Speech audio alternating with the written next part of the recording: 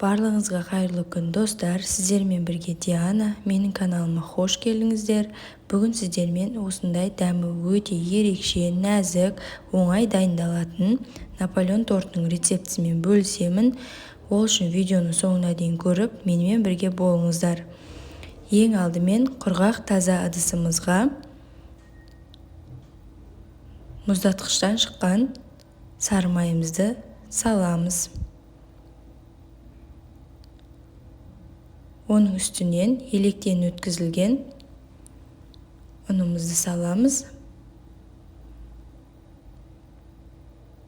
Барлық заттардың мөлшері описанияда, видеоның астында описанияда жазылып тұр. Електен өткізілген ұнымызды салғаннан кейін осылай қолымызбен песочный қамыр дайындайтын боламыз. Сары майды үккіштен өткізсеңіздер де болады. Осылай пышақтың көмегімен бөліп жасасаңыздар да болады. Ол өз еріктеріңізде.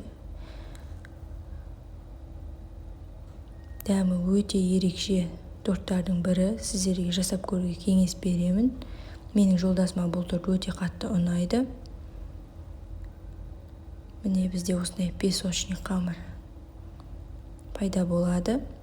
Осылай сары маймен ұнымызды біріктіріп, песочный қамыр дайын болды. Келесі кезекте бір жұмыртқамызға шым-шым тұзымызды саламыз. Осылай жақсылап араластырып аламыз. Және пиаламыз толғанша үстінен су құйып, осылай суды құямыз.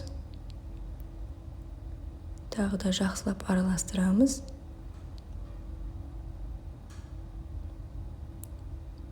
Осы сұйықтықты енді песочный қамырымыздың үстінен құямыз. Және тағы да қолымыздың көмегімен жұмсақ, жылтыр, нәзік қамыр илейміз. Осылай жақсылап барлық заттарымыз бір-бірімен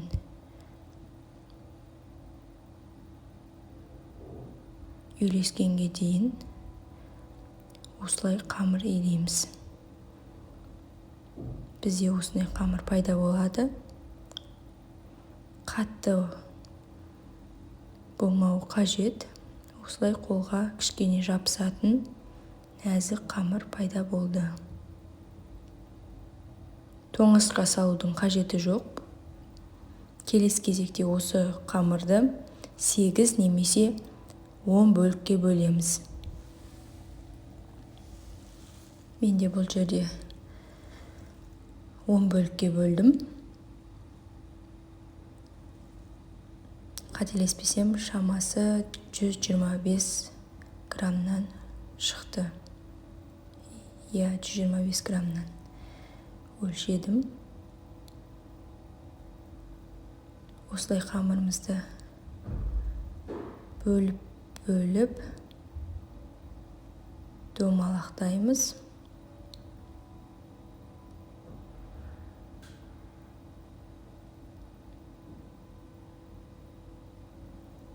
Тез жұмыс жасау керек.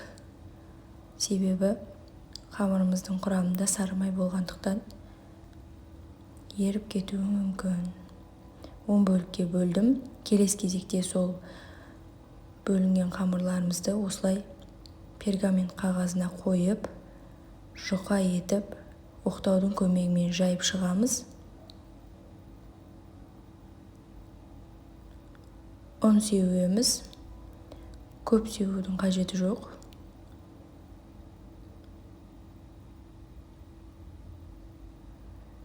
Қамырымызда сары май болғандықтан тез жұмыс жасау қажет болады.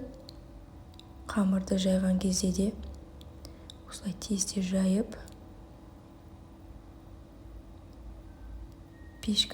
печкаға саламыз. осылай жұқа етіп жаямыз.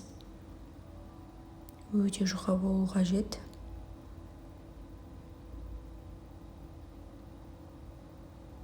Қамырымыз жабысып жатса оқтауға, осылай ұн сеуіп жібереміз.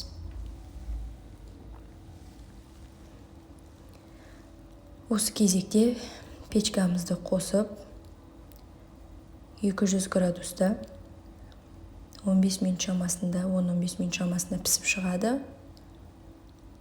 Осылай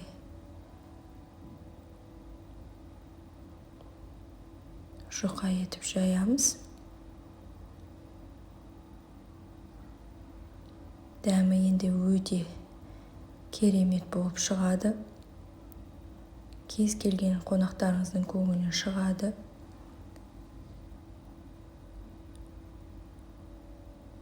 Міне осылай тавамызға саламыз. Қызып тұрған печкаға саламыз. Тағыдай қайталап кетейін. 180 градуста, 180-200 градуста 15-20 минутта пісіріп аламыз. Әркімнің печкасы әрқалай.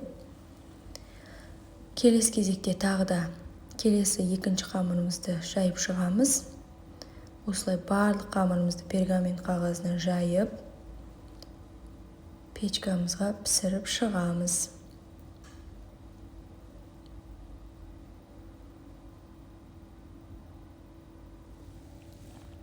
Кішкентай кезімде менің мамам осы тортты заварной креммен маған істеп беретін еді бізге. Заварной креммен де жасасаңыздар, дәмі өте керемет болып шығады. Осы тортты жасап жатқанда менің анамның бұрын жасап берген торты есіме түсіп кетті. Осындай Наполеонды заварной креммен жасап беретін еді бізге. Келесі кезекте осылай кремімізді дайындаймыз. Сгущенкамызға осылай бөлме температурасындағы сары майымызды саламыз. Венчиктің көмегімен жақсылап араластырамыз. Сары майымыз сгущенкамызбен біркелкі қалыпқа келгенше араластырамыз. Сары майымыз міндетті түрде бөлме температурасында болу қажет.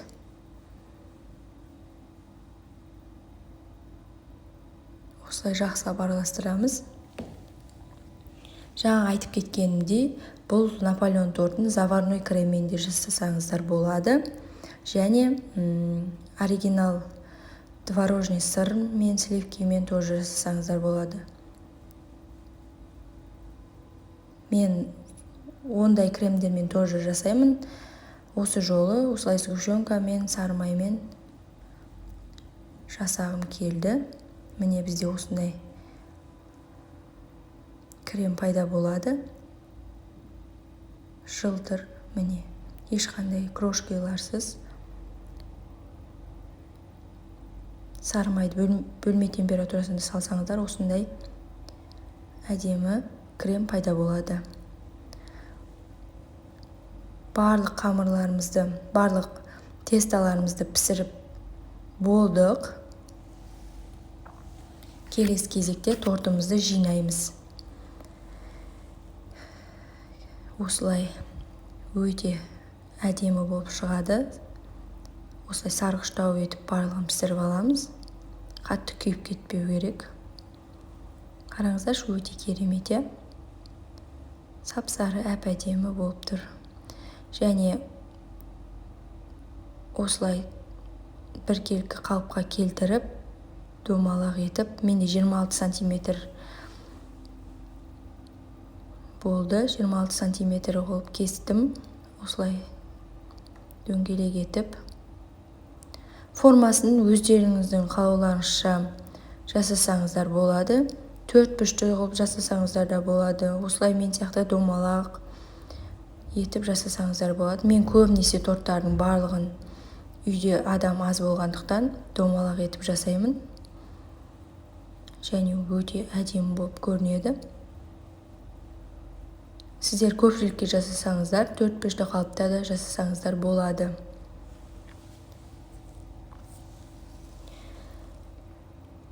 Осылай барлығын кесіп шығамыз. жан жағындағысын қазір тортымыздың бетіне қолданамыз, езіп. Міне осылай жаңағы тестамыздың жан жағындағы крошкаларды осылай қолымыздың көмегімен еземіз. Оқтаудың көмегімен езудің қажеті жоқ, себебі Наполеон сонысымен ерекше. Медовыйда енді оқтау немесе блендер қажет болады. Наполеон осындай өзінің ерекшелігімен, қолдың көмегімен қатты езбейміз. Ең бастысы үлкен крошка болмау қажет. Осылай жақсылап езіп болғаннан кейін келесі кезекте тортымызды жинаймыз, кремімізді жағамыз. Холодильниктен жаңағы жасаған кремімізді алып шығамыз және формамызды аламыз. Тағы да ескеретін жағдай, менің формам 26 сантиметр.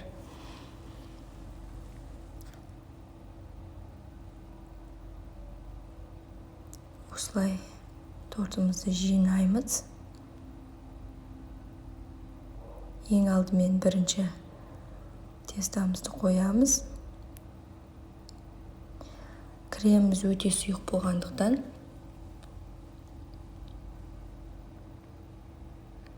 кішкене ағып кетуі мүмкін. Ол ештеңе етпейді. Осылай қасықтың көмегімен бірінші құйып аламыз. Сосын жағып шығамыз.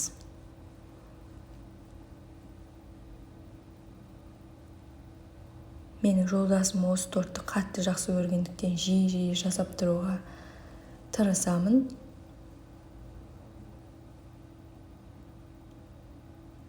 Осылай қолымыздың көмегімен кремімізді біркелкі етіп, барлық жеріне жағып шығамыз.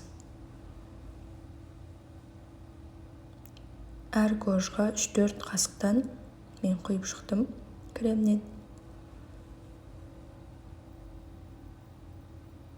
Крем өте көп болған қаласаңыздар, 4-5 қасықтан құйып шықсаңыздар да болады. Бұл крем жағу кезінде ескеретін жағдай, өте нәзік болғандықтан біздің тестамыз үстінен қатты басудың қажеті жоқ.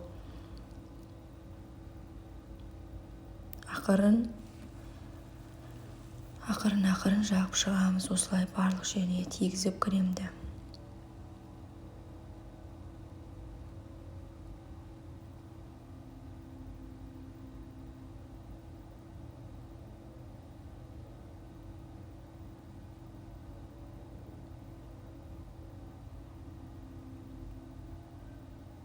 Міне біз соңғы штрихтарға келдік. Ең соңында барлық кремді жағып шығамыз. Осы рецептпен жасасаңыздар, крем барлық кождарға жетеді.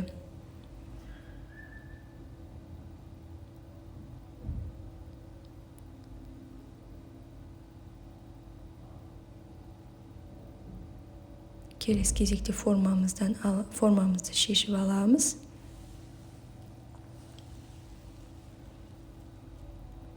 Осылай ақырын шешіп, жан жағына қалған кремімізді жағамыз.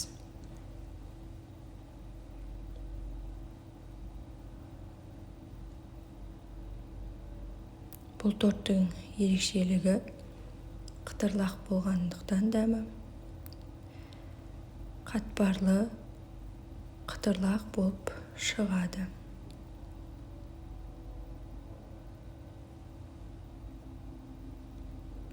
Осылай кремімізді жағып болғаннан кейін жаңағы шетінен қалған крошкаларымызды бетіне, келесі кезекте крошкаларымызды бетіне сеуіп шығамыз.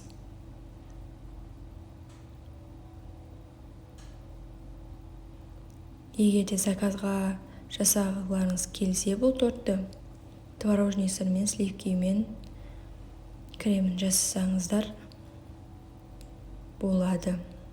Мен үй жағдайында осылай сгущенка сармаймен кремін жасаймын.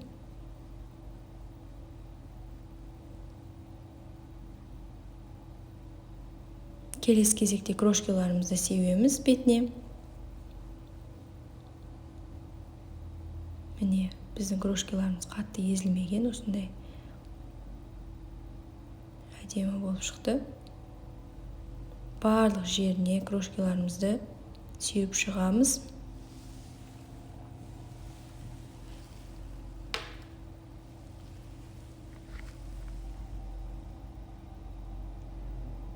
Осылай жанына да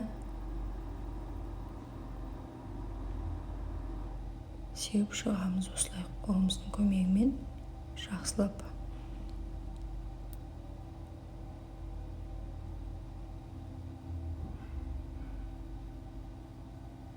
Өте оңай рецепт, байқасаңыздар барлық заттары үй жағдайына табылады және ең бастысы бір ғана жұмыртқадан жасалынады. Үйде бір жұмыртқа қалса, міне осы тортты жасасаңыздар болады. Су барлық үйде бар, мысалы сары май барлық үйде бар, ұн барлық үйде бар. Барлық заттары үй жағдайында табылады. Сол үшін қонақ келген кезде, қонақ келетін болса, осы тортты жасасаңыздар болады. Оңай әрі дәмді. Ең соңында бетіне осындай сахарный пудра септім. Оформление өздеріңіздің еркіңіз қалауларыңызда. Сіздерге қалай оформление жасаған ұнайды, солай жасасаңыздар болады. Клубникамен оформление жасасаңыздар да болады. Шоколадты күштен өткізсеңіздер де болады. Ол өз еріктеріңізде. Міне біздің дәмі өте осындай ерекше, нәзік Наполеон тортымыз дайын болды. Видео ұнаса каналыма тіркеліп, лайк басып, комментарий жазып маған қолдау білдіреміз. Сіздер де жасап көріңіздер. Ас болсын, сау болыңыздар.